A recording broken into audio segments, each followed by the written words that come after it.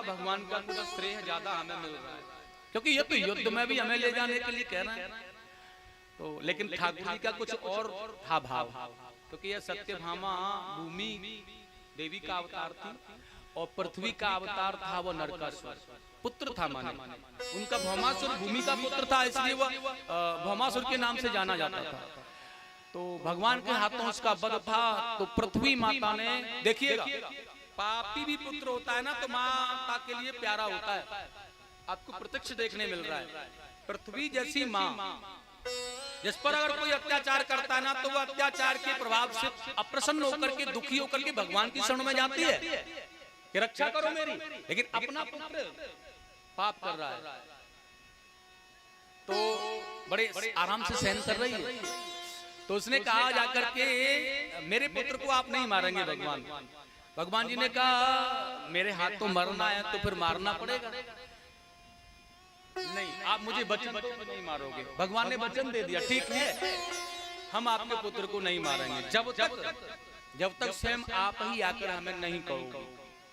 तो भूमि माता ने कहा मैं क्यों कहने लगी, ठीक है अगर नहीं कहोगी तो नहीं मारेंगे, अगर कहोगी तो मारेंगे। तो माता पृथ्वी ने एक बात और कही, माँ कभी कभी गुस्से में पुत्र को बुरा भला कह देती है, कभी कभी ज्यादा शैतानी करे, ज्यादा दुखी करता है ना तो माँ कभी कभी गुस्से में कह देती है, लेकिन उसका भाव वह नहीं होता, फिर पछताती है, रोती भी है। तो ऐसे अगर मैं कहूँ ना तो नहीं कहना है। भगवान ने कहा तुम लगातार बार बार कहती रहोगी तब मारूंगा, एक दो बार कहने से नहीं मारूंगा, ठीक है ना? हाँ अब ठीक है। तो यही सत्यभामा थी भूमि। तो इनको साथ भगवान इसलिए ले जा रहे हैं क्योंकि भौमासुर का वध करना था और साथ में बैठे हुए थे। भौमासुर पर आक्रमण जब भगवान ने किया तो विशाल युद्ध प्रारंभ हो गया।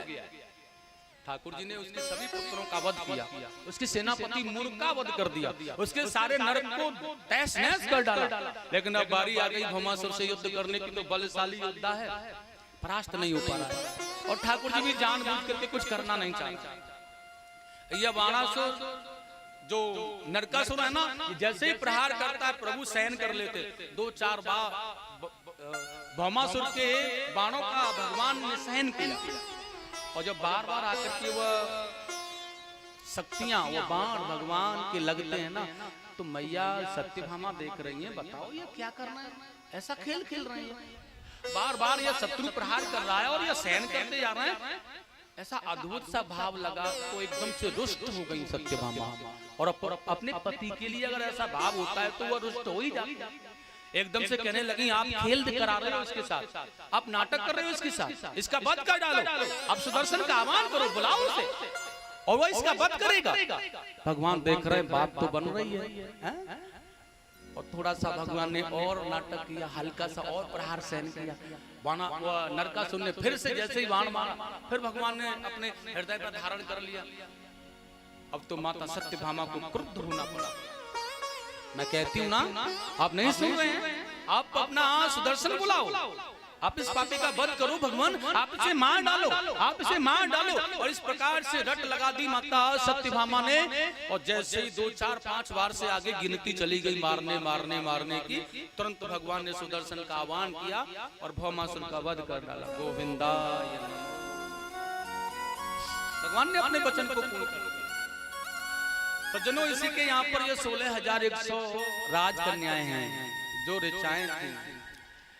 अब सबको बंदी गृह से मुक्त किया तो इनको भी किया।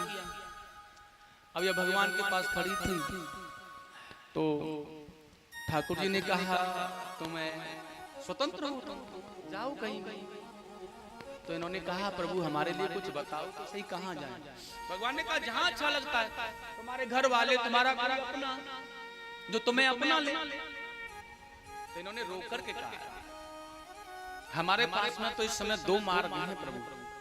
एक मार्ग तो यह है कि हम किसी गलत राह पर चली जाएं, अपना जीवन यापन करें, और दूसरा मार्ग यह है कि हम मृत्यु को प्राप्त हो जाएं, शरीर को छोड़ दें, नष्ट कर दें। ठाकुर जी ने कहा यह दोनों ही कार्य किसी भी परिस्थिति में नहीं करने चाहिए। परमात्मा का दिया हुआ इतना सुंदर जो जीवन है ना, इसी वृथा नष्ट मत करो, इससे कुछ कराओ, इससे कुछ करो। भगवान के लिए। अच्छा, घर वालों से नाराजगी है, कोई तुम्हारा साथ नहीं दे रहा, सबसे तुम्हें परेशानी है, कोई तुम्हें कोई भाव नहीं दे पाता, तुम किसी को अच्छे नहीं लगते हो, तो छोड़ दो ना। ठाकुर जी तो अच्छे लगते हैं, भगवान को तो तुम प्यारे लग रहे हो ना, अपना लो ना, व्यर्थ क्यों नष्ट करो इस जीवन को। ठाकुर जी ने कहा यह जीवन बड़ा मुश्किल मिलता है, बड़ी मुश्किल से पाता है यह संसार में, इस मानव जीवन को जी। और यूं ही वृथा छोटी सी गलती, छोटे से भाव, छोटी सी कलह, छोटी सी नाराजगी में से नष्ट कर देना, यह बुद्धिमता नहीं होती है। क्योंकि यह पावन जीवन जो मिला है श्रेष्ठ, ये मुश्किल मिलता है, इसमें कुछ करके जाओ।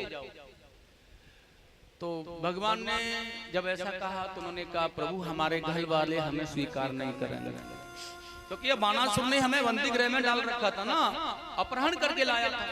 उन्हें अपने समाज का डर होगा कि हमारी पुत्री, हमारी बेटी कहां पर कितने दिन तक कैसे कैसे रही, आ गई, वह समाज वाले उन्हें न जाने क्या क्या सुनाएंगे, तो उस डर से वह हमें स्वीकार कहां करेंगे ना। अच्छा, किसी को जाकर के हम कहें कि भाई हमारा वर्ण कर लो, हमें स्वीकार कर लो, तो ये जमाने वाले लोग बड़े बुरे हैं, ये स्वयं में कितने भी गंदे हों, कितने भी बेकार हों, कितने भी पाप से लदे हुए हों, लेकिन हमें स्वीकार नहीं कर सकते। और यह सत्य है, किसी की पुत्री को कोई छोटा सा दोष लगा हुआ हो, वो अपने जीवन में चाहे कितनी भी पवित्र हो, और किसी सामने वाले को जाकर के हकीकत कहकर के कह दो तो वह उसे स्वीकार नहीं करता। उन्होंने कहा नहीं, चाहे वो कितना भी बड़ा पवित्र है, उसके जीवन में कितना भी बड़ा दोष है, लेकिन उसे स्वीकार नहीं कर सकता। ठाकुर जी से भगवान से कह रही है ये दोष, ये दुनिया वाले, ये घर वाले, या कोई हमें अपनाएगा नहीं भगवान, क्योंकि हमारे अंदर दोष बन गया है। ये नरकासुर ने हमें बंदी गृह में डाल के रखा, हम पवित्र हैं। ठाकुर जी ने कहा दुनिया वाले जिन्हें ठुकरा देते हैं ना, उन्हें गोविंद याद करता है, उन्हें गोविंद अपना बनाता है, इसलिए तुम मेरे साथ चलो। सुखदेव जी ने कहा राजा परीक्षित उस प्रकार से, इस कारण से भगवान ने उन सब के साथ में विधिवत विवाह किया, और अपनी रानी बना करके, अपनी पत्नी बना करके, वह संसार वाले जो अधिकार उन्हें नहीं दे रहे थे